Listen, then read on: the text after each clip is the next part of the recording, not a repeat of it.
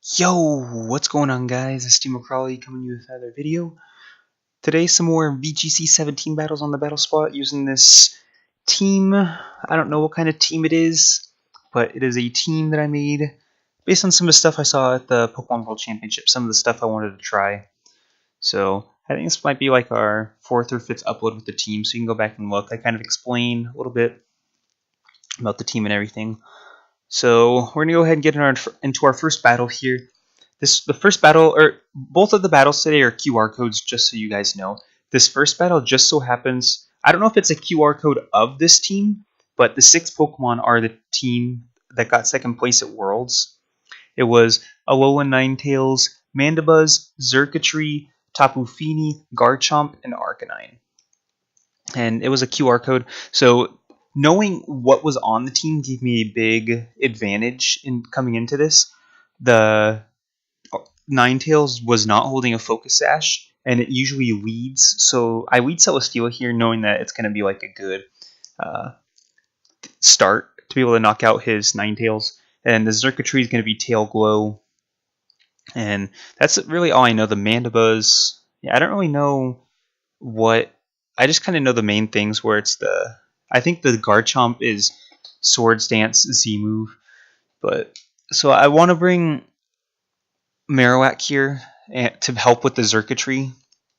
And then the Nihilego. If I get up a Trick Room, it'll be huge. So I decided not to bring Tapu Fini here just because Celesteela can deal with Garchomp just fine.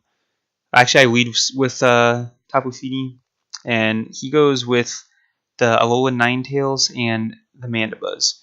So just as I expected, and not necessarily with the Mandibuzz, but definitely seeing the Arcanine lead. So I'm like, okay, the Fini's a good lead here as well.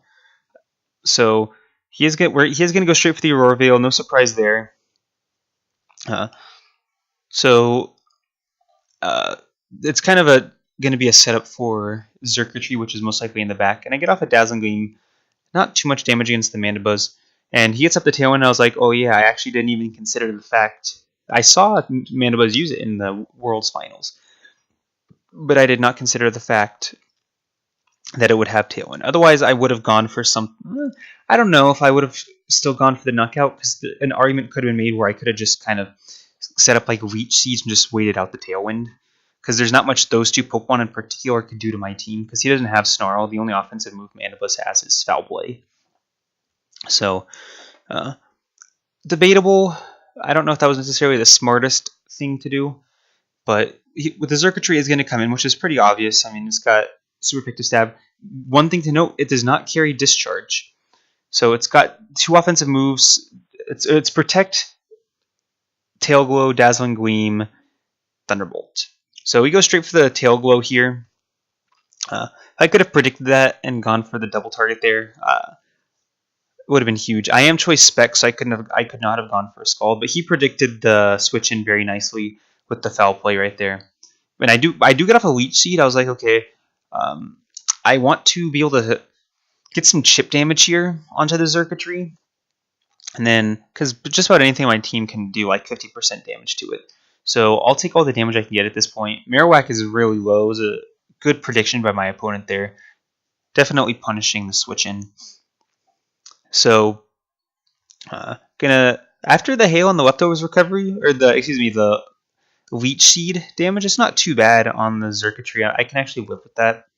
So I was thinking I could go for a double Protect here, but he still can't go for a Thunderbolt. So I'm just going to go for a little bit of damage. You see the Dazzling Gleam does nothing. I could stall out. I didn't know for sure that this was the World Championship team, so I still had to play carefully. He ends up going for the Taunt, which is huge, more than he knows, because I do carry Wide Guard, so I could Wide Guard this Dazzling Gleam next turn. But the Heavy Slam does a lot of damage thanks to the crit, so that's going to be big. Already lost. Xurkitree's already below 50% health. So, I mean, and it was big too that he went for the Taunt. Probably, obviously, because I have Leech Seed, I have Protect and everything. But because of the Wide Guard would have been nice. This next one I go for Wide Guard and like a Flare Blitz into the Xurkitree and get off some damage. So here he actually protects his circuitry, and I actually ran out of time here. I was gonna flare blitz the circuitry just in case, but I actually so it goes for protect, and I actually get the double protect, and the foul play goes into the Celesteela. So the thing he didn't want to. I understand why he didn't do anything, because he didn't want to go for an electric type move and have Marowak stay around, and he also did not want me to switch out and go for a Dazzling Gleam. So it's understandable why. And it's actually going to bring him down to his berry. I had no idea that it had a berry. I don't know if the world champ. I think the world, or I never saw the item on the world championship one. I don't think, but Marowak is going to stick around for one more turn. So I'm not in too bad of a position here, because Celesteela is just pretty much healing back all the damage it takes. I can't protect because I'm still taunted, but we are doing very nice chip damage, and the Tailwind's actually going to peter out, which is very nice. So I'm going to switch out my Marowak here. I want to keep it around, and I'm thinking, okay, he's going to go for a Dazzling Gleam at this point, I'm pretty sure. And sure enough, we do see the Dazzling Gleam, so it's going to be resisted by my Nihilego. And this is my last turn of being taunted too.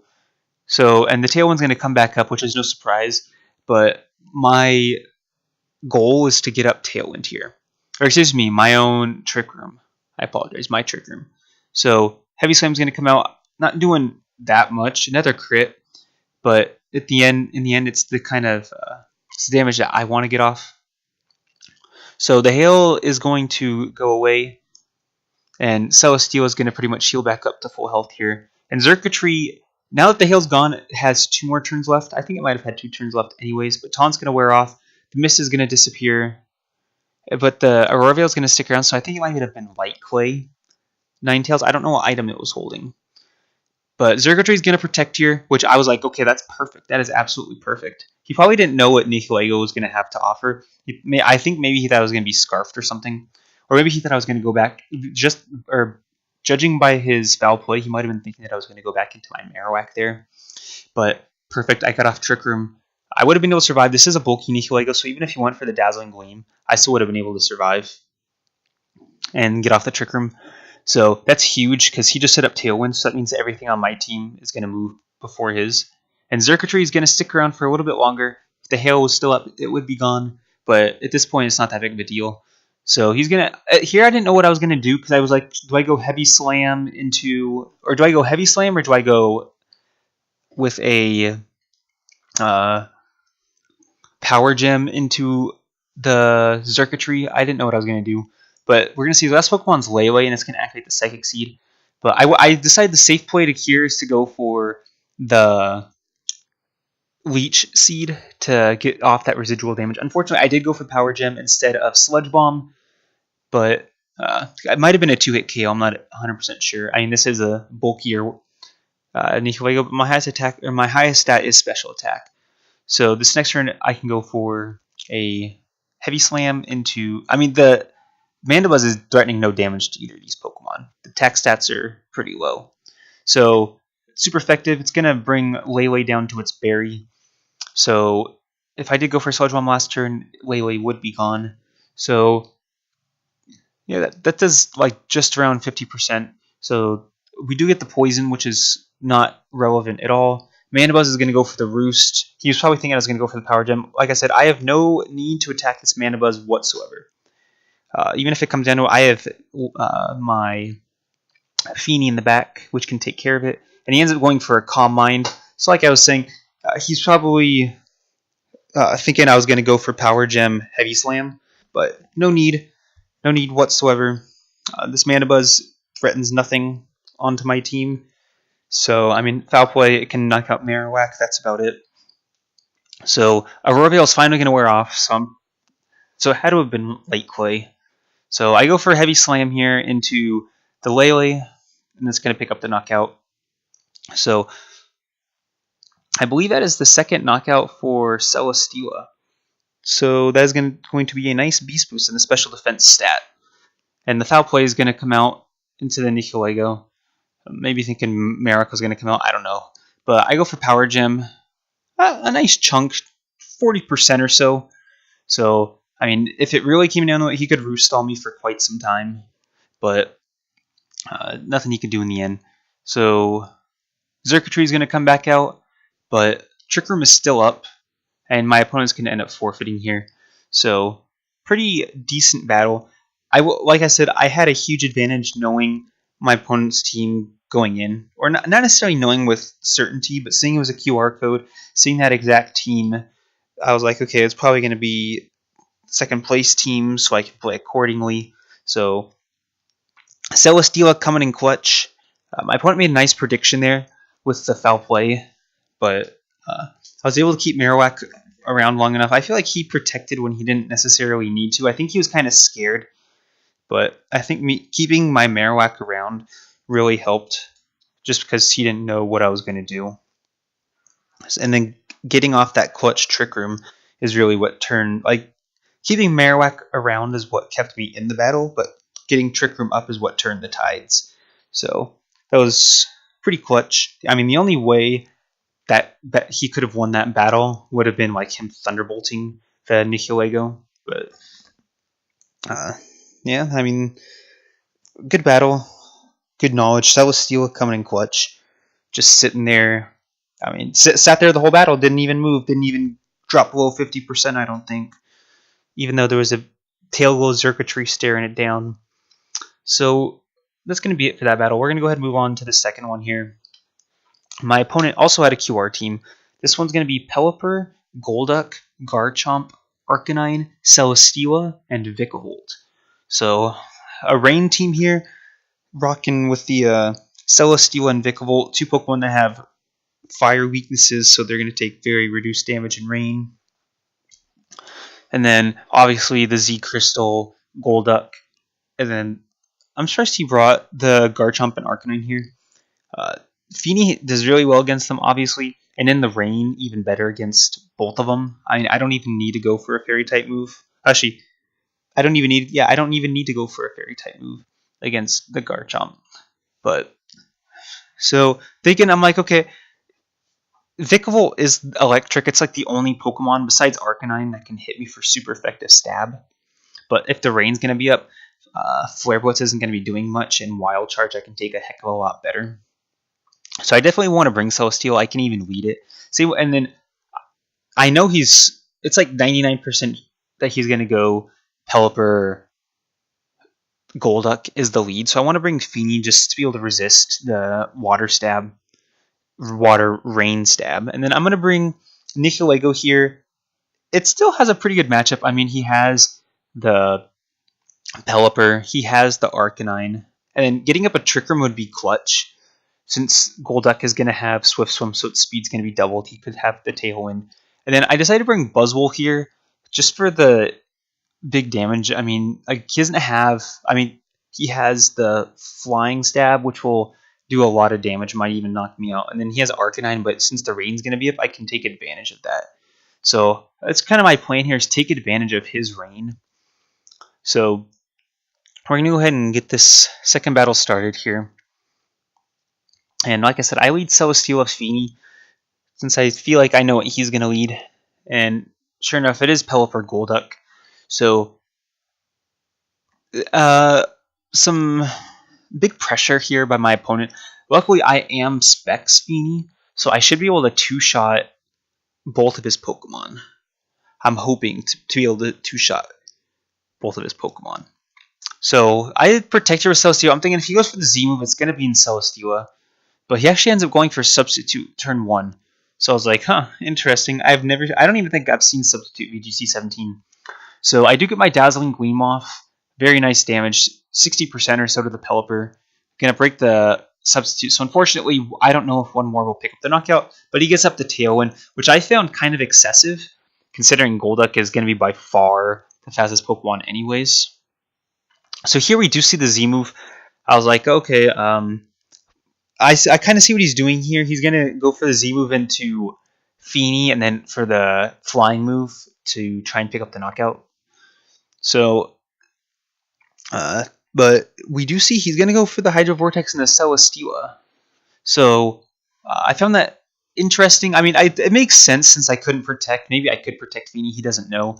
But he ends up going for the Scald there as well. So he actually went for the double target. I actually was able to take the Hydro Vortex, which is incredible, since it's going to be a most likely a Z Hydro Pump. So it's going to be stab plus rain boosted. So Celesteela just putting in the work.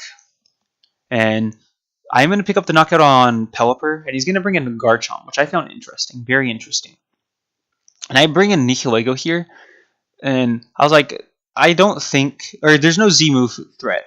So I was like, I don't think he's going to Earthquake, but he ends up going for a substitute. I'm like, actually, he could Earthquake, but he goes for the Poison Jab into Feeny, which I expected him to do. That's why he would have brought in the Garchomp. So I just go for another Dazzling Gleam. I would have loved to go for an Ice Beam there, I'm not going to lie. But I do break the substitute, and that's perfect. I get up the Trick Room. I was like, I'm willing to trade Nihilego for the knockout on Golduck right now. So, like, even if I was hoping he'd go for like a Hydro Pump into Nihilego, and then I'd pick up a knockout on Golduck and maybe even on Garchomp. But I even got the better option. I got the Trick Room up, which is huge. So he's going to bring an Arcanine, show me his last Pokemon. I think at this point he's realized that I am... or I guess he just thinks I'm going for the Dazzling Gleam here. I guess there's not necessarily him thinking I'm Specs in any way. It's just Dazzling Gleam would have been the best bet there. So I do go for the Dazzling Gleam. He protects Golduck, and he's going to take this Dazzling Gleam quite nicely. I would love to be going for Muddy Waters right now in this rain. So Golduck's going to go for double protect, and he's going to get it. But, I mean, not that big of a deal since I just go for I'm just spamming Dazzling Gleam anyways. He does get the extreme speed off, but not going to knock me out. And then Power Gem, almost going to pick up the knockout. And then hoping Dazzling Gleam picks up the knockout here so that he can't extreme speed me next turn. And I do pick up the knockout. So, very nice. At this point, I think there's 2 turns of Trick Room left. And I have my... I just need to spam Dazzling Gleams at this point. That's really all it comes down to. Spam Dazzling Gleam. So my opponent's going to end up forfeiting there as well. So Buzzwole doesn't even need to make an appearance. Buzzwole would have been good against both those Pokemon. I mean, unless if it was a 2v1, then it might have been a bit of a problem. But... I mean, Celesteela coming in clutch in both these, just being able to eat up hits. Huge, huge, huge. And, because, I mean, if Celesteela went down to the Hydro Vortex, the Scald might have been able to, because the Scald plus the Poison Jab plus the Extreme Speed would have been able to pick up the knockout. So being able to survive that Hydro Vortex was huge. And then in game 1, not taking any damage, getting that Leech Seed, getting the damage on the Xurkitree was just huge. And then also Nihilego and both, getting the Trick Room up is really what's turned the tide of these battles in my favor. So Nihilego coming in clutch, Celesteela coming in clutch. So these were some pretty good battles. I remember I was having a really good time doing these ones. So probably, I don't know how much longer I'll be, maybe next week, like the beginning of next week, I'll come out with a new team. I've already got some ideas, some other things I want to try. I might base them off some, like, bait or make a team based off or even exactly the same as another team. I might just do a QR code or something. But after, I don't know, the finals, there's just a lot of stuff that I've been wanting to try. So you guys just have to keep your eyes open, your eyes peeled for what we got. But if you got any suggestions for me, feel free to let me know. I'm always open to suggestions. I like trying new stuff, learning and stuff. So if you want to battle me, feel free to let me know as well, whether you want singles or doubles or any format really. But that's going to be it for this video. Hope you guys enjoyed, and I'll see you guys next time.